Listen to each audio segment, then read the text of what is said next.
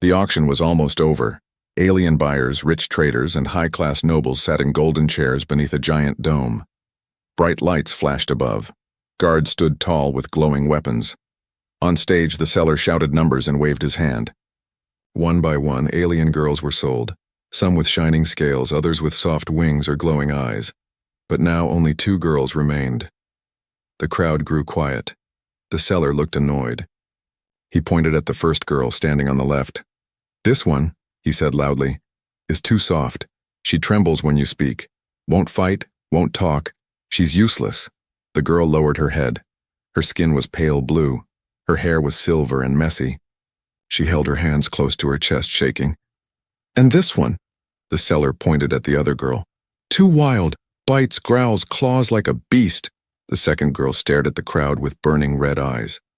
Her hair was dark and wild, chains wrapped around her arms and legs. A guard stood near her with fear in his eyes. The crowd laughed. "Who would want that? She'll destroy your house." "Other one looks like she'll cry if you breathe near her," the seller sighed. "Final offer. Both girls together. 10 credits. Just 10 credits." No one raised a hand. Silence. The girls stood in shame. The soft one, Mira, looked like she wanted to disappear. The wild one, Reika, bared her teeth, but didn't move. They had not eaten in days. They had no names, no past, no future. The seller slammed the floor with his cane. "Then I leave them to the trash." He turned to the guards. "Take them away, cage them again." But then, the door creaked open. A man stepped in. Tall, human, dust on his boots, a scar on his face. He wore a simple jacket, no badge, no weapon, no crown. People turned. "Who's that?" "Just a human." The man didn't speak. He walked down the steps toward the stage. The seller looked surprised. "You're late," the seller said sharply. "Auction's over." The human looked at the 2 girls, first at Mira, then Reika. His eyes didn't judge. He didn't laugh. He didn't look afraid. "How much?" he asked softly. The seller blinked. "You want these?" "Yes." "Both?" "Yes." "Why?" The man didn't answer. Instead, he reached into his coat and placed a small credit chip on the table. 10 credits, he said. "As you offered." The crowd chuckled. Some looked disgusted, some curious. "Enjoy your pets," one alien muttered. "She'll bite his hand off," said another. "Or cry until he goes mad." The seller waved his hand. "Fine. Take them. Your problem now." The guard stepped back. The man walked up the stage. He unchained Mira first. She flinched, expecting pain. But he only wrapped a blanket around her shoulders. "You're safe now," he whispered. Then he unchained Reika. She growled. He didn't flinch. He simply looked her in the eyes and nodded. "No one owns you anymore." Reika narrowed her eyes but didn't attack. He turned to leave. "Wait," the seller called. "You didn't even ask their names." The human glanced back. "They'll choose their own," he said. And then, he walked out of the dome. The 2 alien girls followed, one limping, one silent. No chains, no cages, just 3 strangers walking into the unknown. The crowd went back to talking, laughing, forgetting. But outside the dome, under the stars, something had changed. The soft girl looked up at the sky for the first time, without fear. The wild one looked at the human and didn't growl. They had been seen, not as monsters, not as toys, but as lives worth saving. And that was the beginning. Rain fell gently as the human man led the 2 alien girls away from the auction house. The soft one, Mira, stayed close behind him, her blanket dragging in the mud. Her steps were small and careful, like she was afraid of every noise. The wild one, Reika, walked far behind, her eyes never blinking, watching his back like a cornered beast waiting for danger. He didn't look at either of them. He didn't speak. He just walked. They reached a small truck parked near a rusted gate. It was old, patched together with metal and wires, but it still ran. The man opened the door and pointed inside. Mira climbed in quickly, curling up like a small bird. Reka hesitated, her fists clenched. But then she jumped in, staying near the edge where she could leap out if needed. Still, the human said nothing.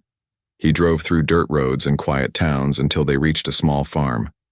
No fences, no guards, just a small wooden house and a warm yellow light glowing from a window. He parked and stepped out. The rain had stopped. Mira followed. She kept her eyes low. Reka came out last, looking around like a hunter in strange land. The man unlocked the front door. "You're safe here," he finally said. "No chains, no cages." Mira froze. Reka stared at him. "Why?" she asked. Her voice was rough. He looked at her. "Because no one should live like you did." Inside, the house was simple. A fire crackled in the corner. A blanket rested on the couch. The air smelled like tea and dust. He walked to the kitchen and placed 2 bowls of food on the table, real food, hot food, not scraps. "Eat," he said. Mira hesitated, then sat down slowly. She took a spoon, and her hands shook so badly half the soup spilled. She panicked. Her eyes went wide. She dropped the spoon, expecting to be yelled at or hit. But the man didn't move. He just handed her a towel. "No rush," he said gently. Mira began to cry. Reka didn't move. She looked at the bowl, then at him. "You drugged it?"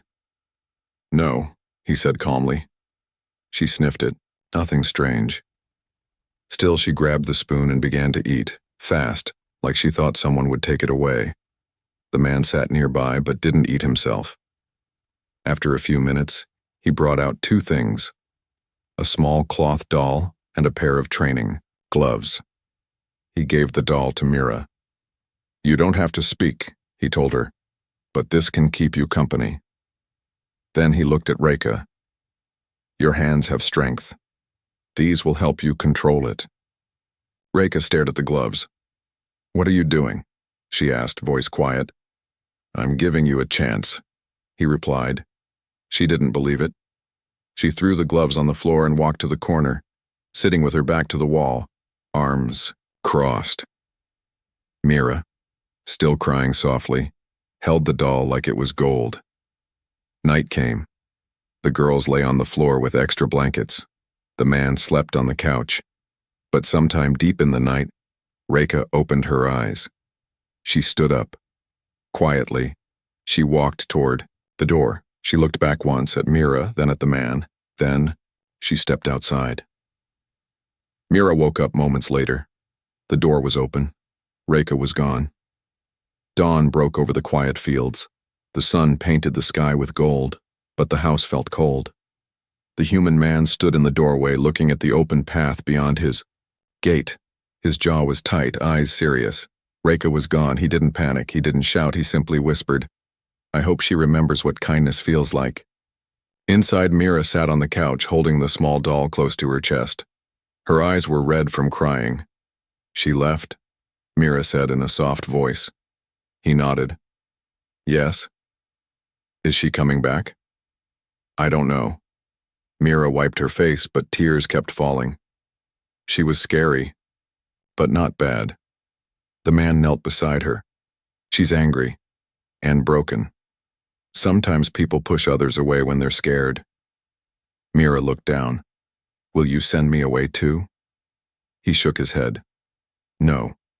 You stay as long as you want. You're not property here." For the first time, Mira smiled, just a little. Later that morning, the man worked outside fixing a fence. Mira brought him water in a small cup, walking carefully, both hands gripping the glass. She didn't speak, but she didn't shake this time. He smiled and nodded. Mira felt something strange in her chest, warm and safe. But deep in the woods, Reka was not feeling safe. Her feet were muddy, her hair tangled. Her stomach growled, but she didn't stop walking. She had escaped before. From ships, from cages, from cruel hands. So why did it feel like running this time made her chest hurt? She heard a low growl. Not hers. She turned. A large wild beast, gray fur, long teeth, stood on a hill, staring at her. It snarled. Reka growled back, crouching into a fighter's stance. The beast jumped. Back at the farm, the man was loading hay when he heard something. Fast footsteps. He turned quickly.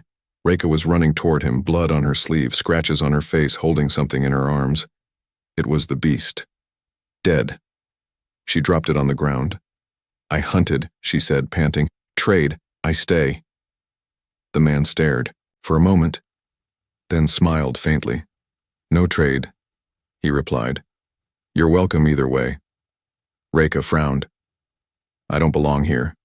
He handed her a towel. "That's for you to decide." The days passed. Reka didn't run again. She trained in the backyard with wood and rope, learning to control her strength. The gloves helped. At night, she sat quietly near the fire, not close, but not far. Mira started drawing with chalk. Her voice came slowly, one word at a time. "Thank you." The man never forced them to work, but they helped, cleaning dishes, feeding chickens, mending things. Still, the town nearby was not kind. One morning, Mira went with the man to buy food. She wore a hood, her blue skin hidden, but a group of boys pulled it off. "Monster." One laughed. "Why is that thing walking free?" Mira's hands shook. The man stepped forward. "Leave her alone." But one boy pushed Mira down. That's when Reka arrived. She jumped from the truck bed, fists flying. One boy screamed as her punch knocked him into a cart. "Stop!" the man yelled, pulling her back. "Not like this." Reka breathed hard. Her eyes blazed. "He touched her," she hissed. Mira sobbed quietly, curled on the ground. The crowd stared. The man lifted Mira gently and placed her in the truck. Reka stayed silent the entire ride back. That night, no one spoke much. But before sleeping, the man gave Mira a notebook. "Write your feelings," he said softly. "Even if your voice is quiet, your heart can speak." And he handed Reka a wooden block. "Carve something. Use your hands for more than fists." Reka looked at the block for a long time. Then she started to shape it. Outside, under the stars, the two girls sat near each other in silence. Finally, Reka spoke. "I bite. You cry." Mira nodded. "But I feel better." "When I hear you growl," Mira whispered. Reka blinked. "I feel safer, like nothing can hurt me." The wild one stared at the soft one, and for the first time she smiled, just a little. Sunlight spilled across the quiet farm as a new day began. Mira stood in the garden, her bare feet in the warm soil. A gentle breeze moved her silver hair. Her soft hands trembled slightly as she touched a small green plant, tomatoes. The man said they were called tomatoes. He had shown her how to water them, how to speak gently to the roots. "It helps them grow," he'd said. She didn't speak much, but every morning she came out with a tin watering can, carefully stepping between rows, humming softly. It was the only sound that came easily to her lips, soft, sweet, and full of quiet hope. Behind the house, Reka was sharpening a piece of wood into a spear. She didn't like plants. She didn't like stillness. She liked motion, sweat, strength. She practiced swings every morning. The gloves on her hands helped her grip better.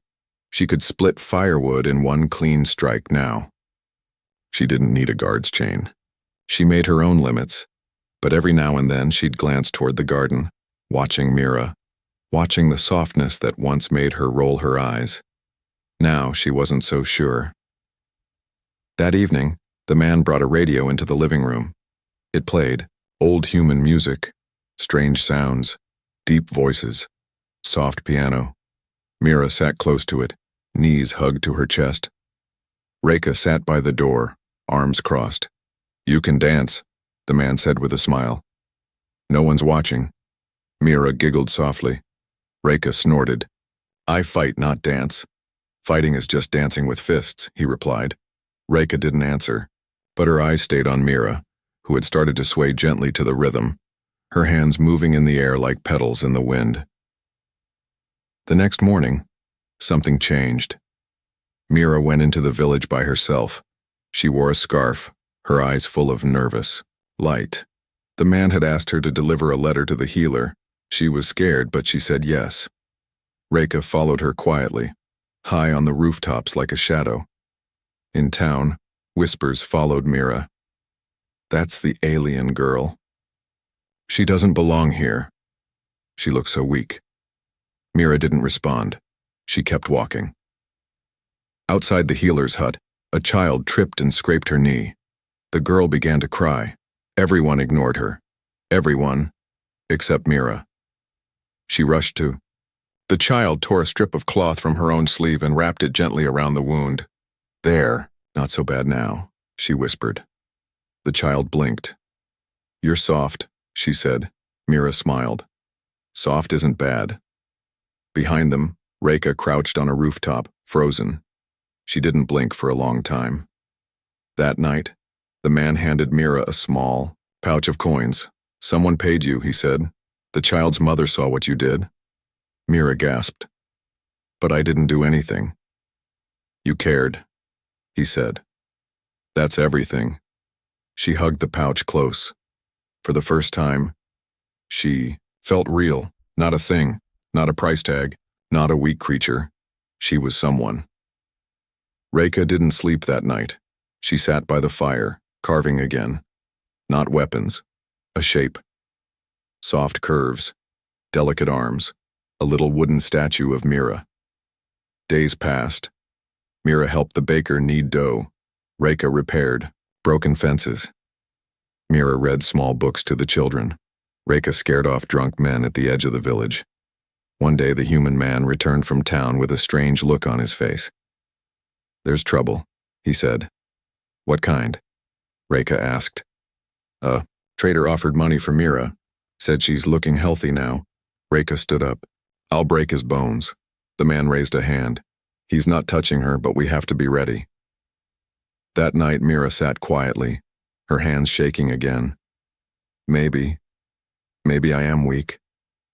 Reika stepped forward. She held out the little wooden statue. You saved a child. You calmed me. You stayed in the village alone. And you think you're weak? Mira looked up. You are soft, Reika said. But now, your softness makes others stronger. Mira's lips parted, eyes wide. And then she cried, but this time not from fear, from pride. The next morning, Reika taught Mira how to hold a staff. They laughed. They fell. They got back up. The soft girl was learning to stand strong, and the wild one was learning what strength truly meant. Storm clouds gathered above the hills, dark and heavy. Inside the farmhouse, Mira looked up from the garden and felt something strange in her chest. Not fear, not sadness. It was something old, like a memory trying to wake up. Reika was chopping firewood nearby. Her muscles moved with focus, but even she kept glancing at the sky. The human man stepped onto the porch. He noticed the tension in the air. Rain's coming, he said. Mira slowly turned her head toward the woods. Something else is coming too. That night Mira couldn't sleep. She heard a whisper, not from a person, from inside her. She sat up, holding her knees. Her fingers twitched like they wanted to draw, to write, to sing, but no sound came. Reika was awake too. She stood by the window staring out. I feel it too, she said, like we're being watched. The man came downstairs.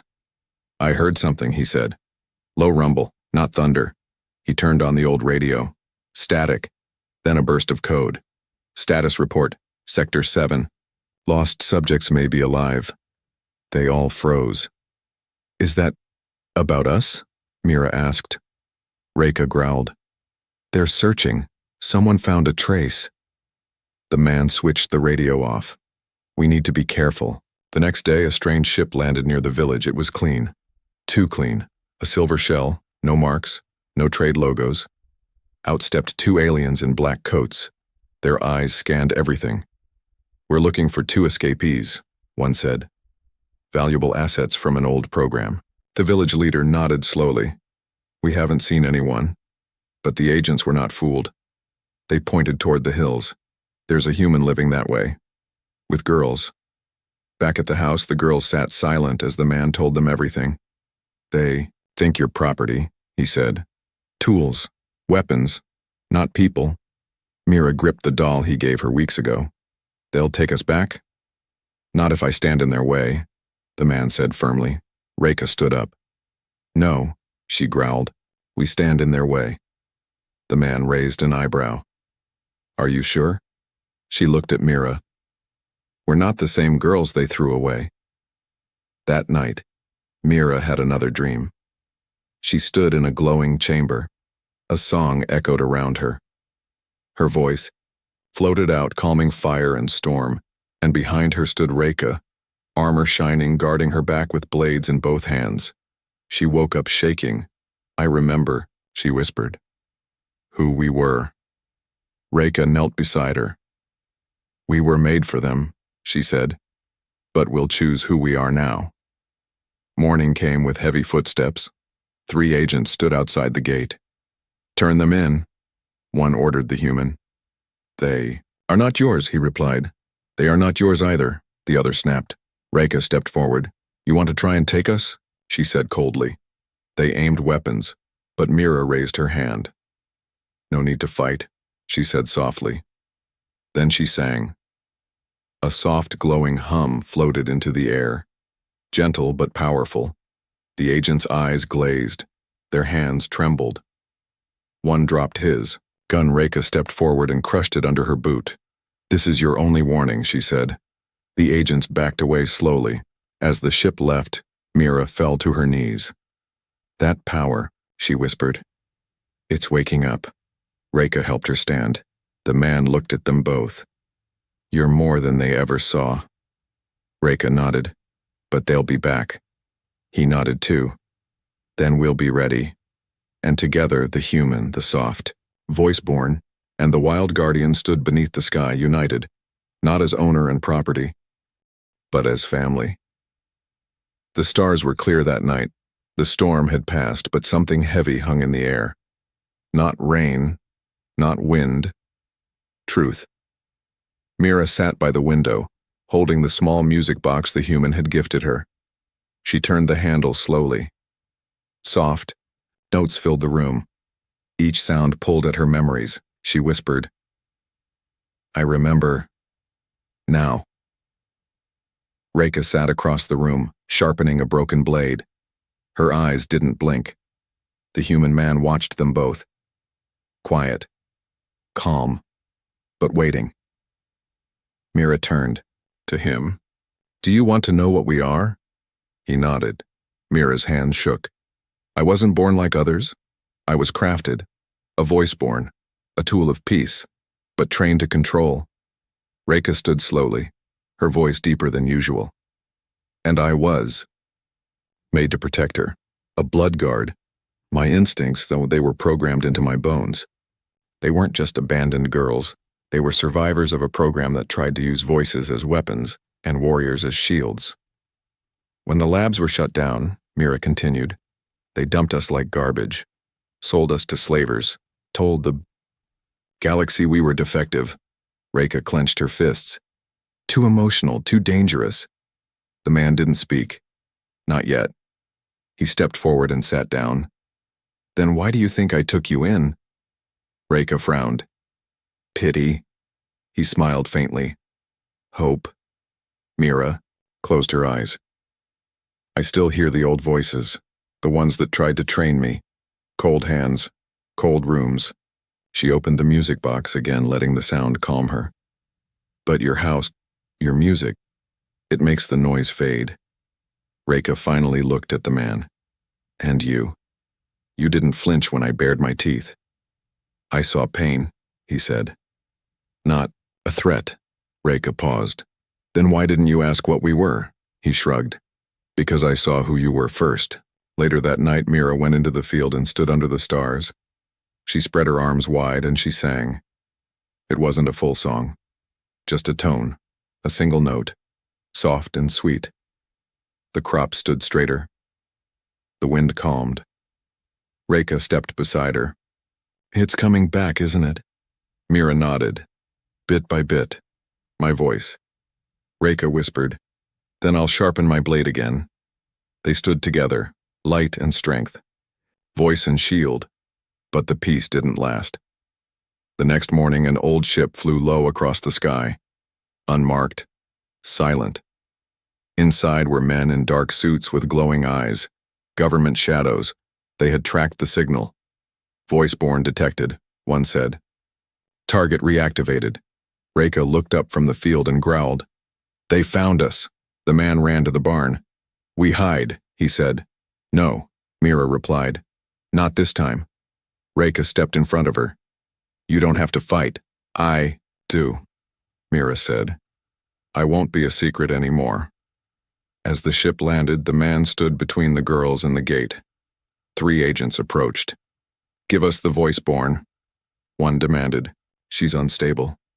"She's free," the man replied. "She's not yours. She's a weapon. She's someone." One of the agents raised a stun baton. Before he could strike, Reka was already there. She knocked him flat with one blow. Another agent pulled out a gun. Mira stepped forward. She sang again. This time it was different, stronger. The air shimmered. The gun fell. The agent collapsed, clutching his head. The last one stumbled back. "What is she?" The human spoke firmly. "She's healing, and I'll protect her just like she protected me." The ship lifted off without its crew, dragging the failed mission back to the stars. Reka breathed heavily, eyes burning. Mira stood still, glowing softly.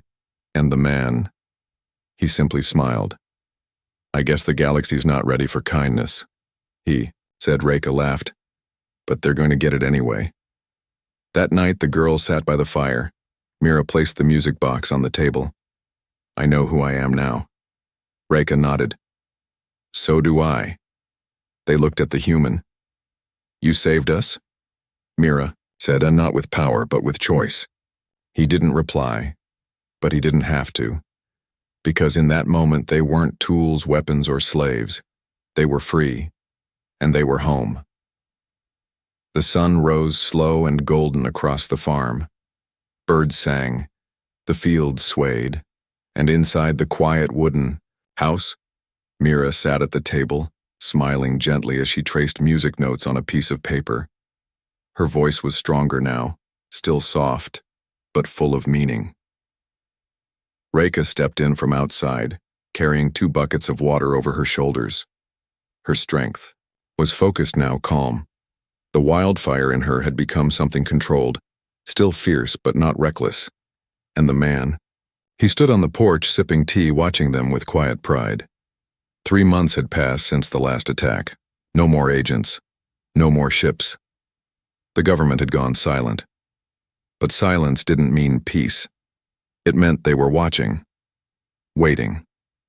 One morning, a group of strangers arrived at the edge of the farm.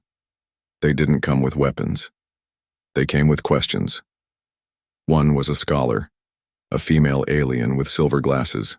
"We heard rumors," she said, "of a girl who sings and calms storms." Another was a soldier, old and tired. "We fought wars. Now we want peace. They say she can bring it." And the third was a former scientist. His hands trembled. "I helped build the program," he said. "I want to undo what we did." Mira listened quietly. Reka stood by her side. The human man waited for Mira's choice. Mira took a deep breath. "I'm not here to be your tool," she said softly. "But I can help, if you ask like I'm a person." The 3 nodded. Mira turned to the man. "You gave me the strength to speak. Now I want to use it." He smiled. "Then I'll stand beside you." Reka stepped forward. "And I'll make sure she never walks alone." That night, the fire crackled warm in the hearth. Mira placed the music box down gently. "He never asked for anything," she whispered. Reka nodded. "He could have used us like others. But he didn't." Mira looked toward the window where the human sat staring at the stars. "He didn't see a weapon in me. He didn't see a beast in you. He saw beauty, she said. Not the kind others wanted, Reka added. The kind that lives, breathes, grows. A few weeks later, the village held a small celebration. For the first time, Mira stood on a little stage. No cage, no chains, just open space and open hearts. Children gathered. Old folks listened. And when she sang, it wasn't magic. It wasn't control. It was peace. A song about hope, about not giving up, about finding your name again when the world forgets it. Reka stood behind the crowd, arms crossed, eyes wet. The man stood beside her, hand on her shoulder. Later that night, the three of them sat under the stars. Reka handed Mira a new carving. 2 figures standing back to back holding hands. Mira placed it beside the music box on the shelf. Will they come for us again? Mira asked quietly. Maybe, the man replied. But this time, Reka said, we won't run. We'll stand, Mira whispered. Together. He looked at them both. You were never broken, he said. We were just waiting. Mira smiled. For someone to see us. The man leaned back and looked up at the stars. I saw you, he said, and I never saw anything more beautiful.